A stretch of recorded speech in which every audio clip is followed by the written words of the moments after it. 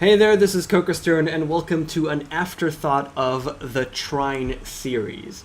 Now, I've only been playing Trine 2 for a little while. I've actually gotten both games at a recent Steam sale for about $5, and I've played the first one, I finished it, and now I'm about a third or more so 40% into the second game.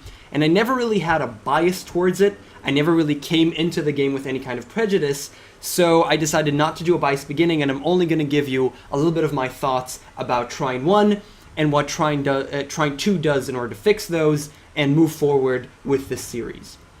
First thing that we have to say, oh my god, look how pretty this game is. It is gorgeous. The art style and the aesthetic is so pleasing. It obviously has a fantasy setting with a thief, a knight, and a wizard that I'm a complete sucker for. I love fantasy, so it looks amazing, and it's amazingly glossy and shiny, and it's pretty. Okay, it's pretty, and this is coming from me. I usually don't care about graphics. Usually what I care most about is gameplay and story, and this game is so pretty that I just can't. You can't not say those things. Now, aside of that, Trine 1 had a lot of issues. This is Trine 2, but I want to talk about Trine 1 a little bit. Trine 1 had a lot of issues. It had a lot of little things that it didn't do correctly. Downright to this mechanic of swinging around was uncomfortable. It was just uncomfortable and kinda didn't feel correct and didn't really do it well. In Trine 2, they totally fixed it. It's super comfy. It flows. It's much smoother, and it's a lot nicer. That comes down to basic mechanics of the game that just feel a lot nicer. It also had a lot of other issues with the bare bone mechanics and not just how they're implemented. In the way that I'm currently with the wizard and I'm conjuring up this box, right? And you notice that I can conjure as many boxes as I want in Trine 2. In Trine 1, you had mana, and mana basically facilitates your use for any special ability, such as conjuring stuff up, or using the hammer with the knight, or something like that. What it really did was hinder your moving forward. If you didn't do the thing that you needed to do correctly, if you didn't build up the tower of boxes correctly or something like that, and you moved it around a little bit and it wasn't correct, then you have to try it again. But then you didn't have a lot of mana, and you kind of need to fidget around, try and scrounge for mana, or go to a checkpoint and try and refresh your mana, and was kind of annoying, and it was unnecessary. In Trine 2, you notice that I don't have any mana. I can try and do whatever I want to, for as long as I want to, as long as I have the means to actually do it. And when I say the means to actually do it, we're talking about the skill trees. In Trine 1, you gained experience, normally, and then everybody leveled up. All three of your characters leveled up at the same time, and then all of them got an experience point, and you could put it into the trees. In Trine 2, you just gain experience points, and you can put it into whichever tree, but there's only one point to put into all of the trees. Not each character levels up individually. This is important and makes a lot of sense, and I actually really liked it. The thing is, the thief's skills were kind of useless. They weren't really important, they didn't really facilitate anything, as well as the fighter. The only character where the skills were really mattered was the wizard, and this is the only thing that I really feel carried over in Trine 2. What I'm really talking about is the combat. This is a puzzle action platformer. You have action parts. They aren't the main thing, but they definitely exist. Before we even talk about this, actually, I want to talk about the different roles. The wizard conjure stuff up, obviously. This gal, the thief, has the hook shot mechanic, and she can also shoot stuff. The knight kind of fights, and that's pretty much it.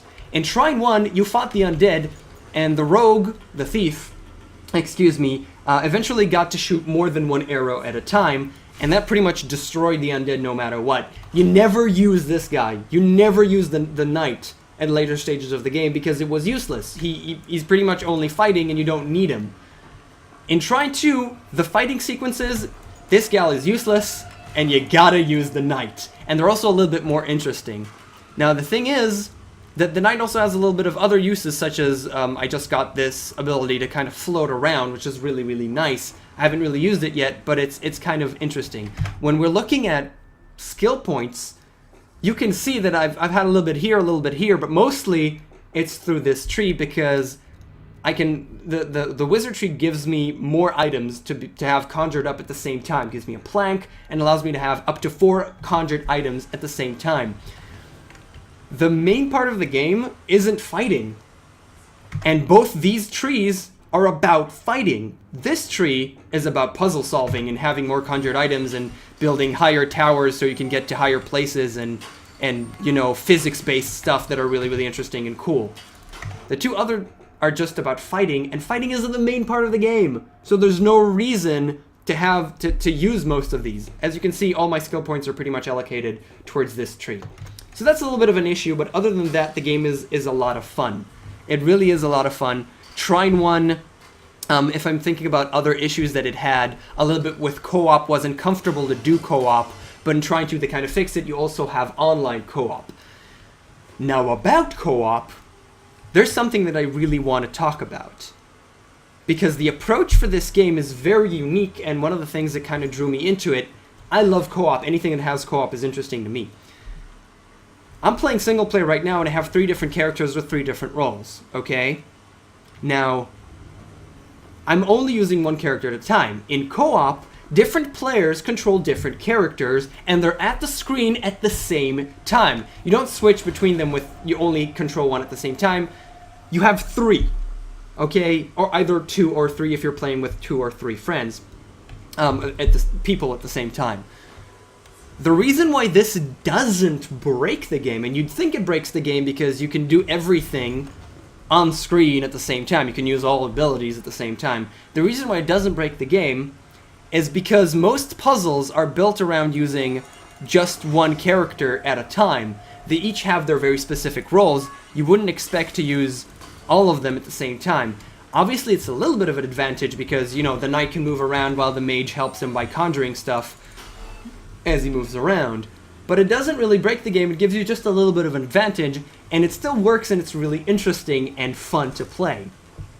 This is really cool and a unique approach to co-op, and that's why that's a thing that I've really enjoyed. Also, I'm a sucker for any game with co-op in it. I just love playing with other people. It's one of the great pleasures I gain from gaming.